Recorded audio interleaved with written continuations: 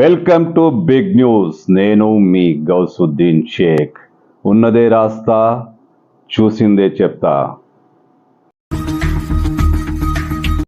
Hitech విల్లాలు, కోట్లు వ్యయం చేసి నిర్మించిన అధునాతన విల్లాలు అన్నీ నేలమట్టం చేసింది హైడ్రా. ఒకవైపు మాదాపూర్లో సున్నం చెరువు బఫర్ జోన్లో కట్టడాలను కూలుస్తూనే మరోవైపు అదే సమయంలో దుండిగల్లో చెలరగిపోయింది హైడ్రా.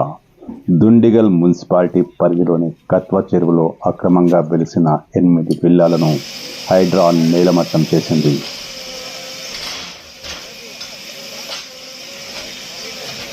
స్థానికుల ఫిర్యాదు నేపథ్యంలో హైడ్రా చీఫ్ రంగనాథ్ ఇటీవల ఈ చెరువు ప్రాంతాన్ని సందర్శించారు. అప్పుడే డిసైడ్ అయిపోయింది ఈ కట్టడాలను కూల్చేయాలని. ఉదయం పూట పోలీసు బలగాలతో ఈ ప్రాంతానికి చేరుకున్న హైడ్రా అధికారులు విల్లాల కూల్చివేత పనిని ప్రారంభించారు. పూర్తి అక్రమంగా తప్పుడు పత్రాలతో మున్సిపాలిటీ అనుమతిని తీసుకొని ఇక్కడ అధునాతన విల్లాలు నిర్మించాలని అధికారులు నిర్ధారించారు.